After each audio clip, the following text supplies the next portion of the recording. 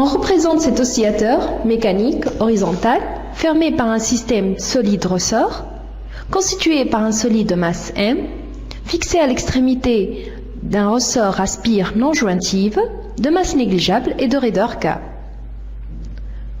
Tout au long de l'exercice, nous allons tenir compte des frottements.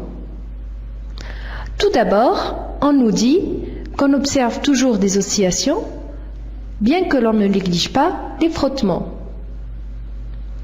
Et on nous demande de trouver de quel régime il s'agit et d'établir la relation entre l'énergie mécanique de ce système-là et la force de frottement qui agit sur ce système.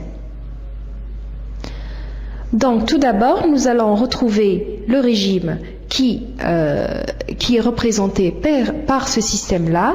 Donc, présence de frottement,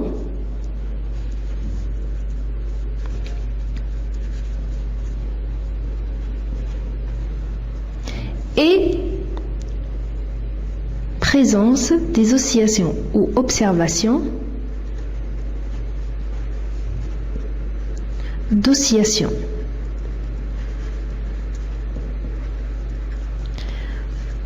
Donc, dans un système, quand il y a toujours des oscillations, quand ces oscillations, même s'ils sont abortis, n'arrivent pas à disparaître complètement, ce régime-là est un régime pseudo-périodique.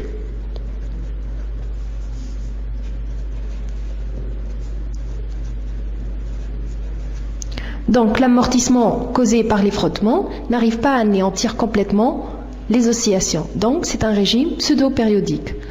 Donc par la suite, on va chercher la relation entre l'énergie mécanique et le frottement. Donc, la première étape par laquelle on va commencer, c'est le traçage des forces qui s'appliquent sur notre système. Donc on va tracer toutes les forces qui s'appliquent sur le solide. Donc la première force, c'est le poids. Donc il a pour origine le centre d'inertie de notre solide, là noté par G. Donc ça, c'est notre poids. Donc la deuxième force est la réaction du sol. Elle s'oppose directement au poids.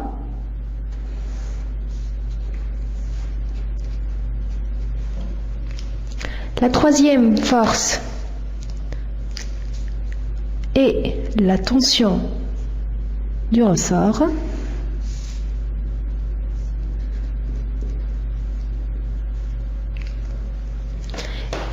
Et la quatrième force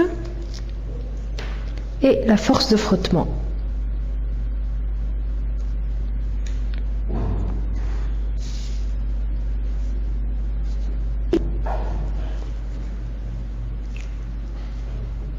Donc, ça, c'est les forces qui s'appliquent à notre système.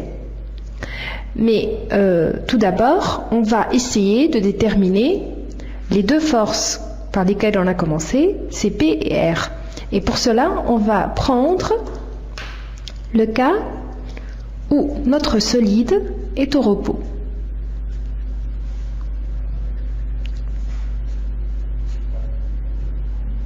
Donc, si notre solide est au repos, on va avoir juste ces deux forces-là qui sont la force du poids et la réaction du sol.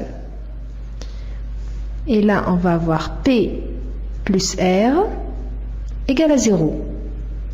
Donc, solide au repos, c'est-à-dire que la somme des forces va être nulle. Donc, là, on a défini le poids et la réaction du sol.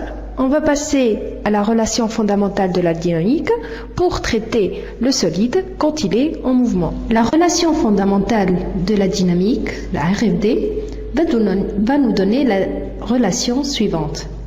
La somme des forces extérieures appliquées à notre solide va être égale à M fois A, où M est sa masse et A son vecteur accélération. Donc, on a dénombré tout à l'heure les forces qui s'appliquent à notre solide, qui sont P plus R plus T plus F égale à M fois A. On avait dit tout à l'heure qu'à l'équilibre, on n'avait que ces deux forces-là qui s'appliquent à notre système. Et donc, leur somme va être égale à 0.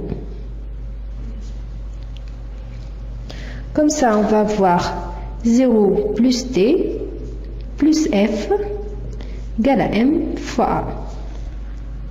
Mais à quoi est égal T et à quoi est égal F? T est égal, d'après la loi de Hooke, à moins K x EX.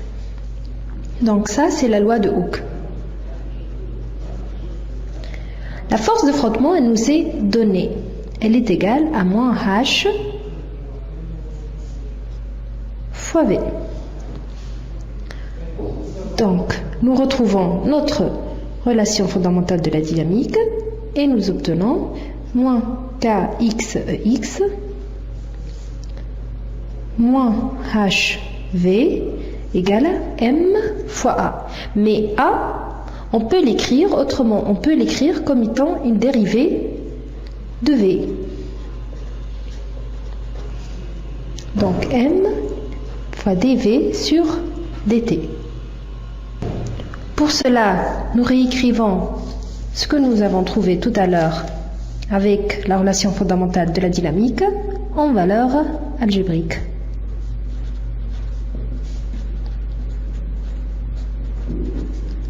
Nous sortons la force de frottement pour trouver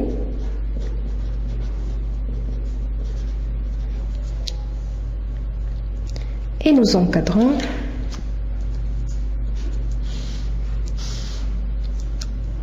Revenons maintenant à notre énergie mécanique. L'énergie mécanique que nous voulons établir son expression. L'énergie mécanique est en fait la somme de l'énergie cinétique et de l'énergie potentielle. L'énergie cinétique s'écrit 1/2 mv carré et l'énergie potentielle s'écrit 1/2 kx carré. Donc, M, c'est la masse, V, c'est la vitesse, K, c'est la raideur du ressort, et X, c'est l'abscisse du ressort. Donc, toute cette partie-là, toute cette quantité-là, c'est l'énergie potentielle, celle-ci, c'est l'énergie cinétique. Donc, pour connaître la relation entre l'évolution par rapport au temps de l'énergie mécanique et la force de frottement, on va dériver l'énergie mécanique par rapport au temps. Donc, dEm sur dt est égal à d sur dt de 1/2 mv carré plus d sur dt de 1/2 kx carré.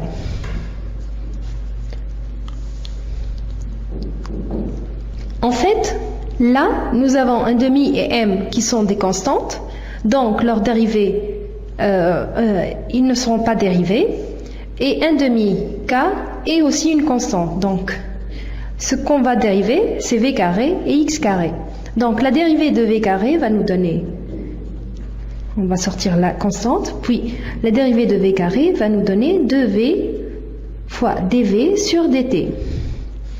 Plus 1/2 k, on a sorti aussi ici la constante, 2x dx sur dt.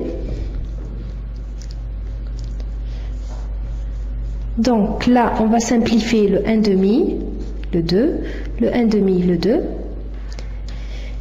Le dx sur dt va s'écrire, on va réécrire tout ça tout d'abord, plus le dx sur dt va s'écrire kx fois v. Donc dx sur dt, c'est en fait v.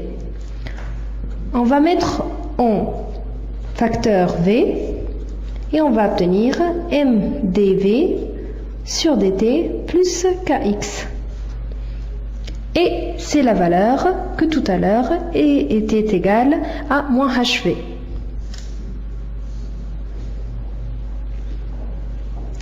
Donc, ça, c'est de DEM par rapport à T. donc la dérivée de l'énergie mécanique, elle est égale à moins hv, donc ça c'est égal à moins hv fois v, donc qui est égal, on va l'écrire avec une autre couleur, à moins hv carré. En fait, le frottement va diminuer notre énergie mécanique qui, elle, va causer l'amortissement de nos oscillations.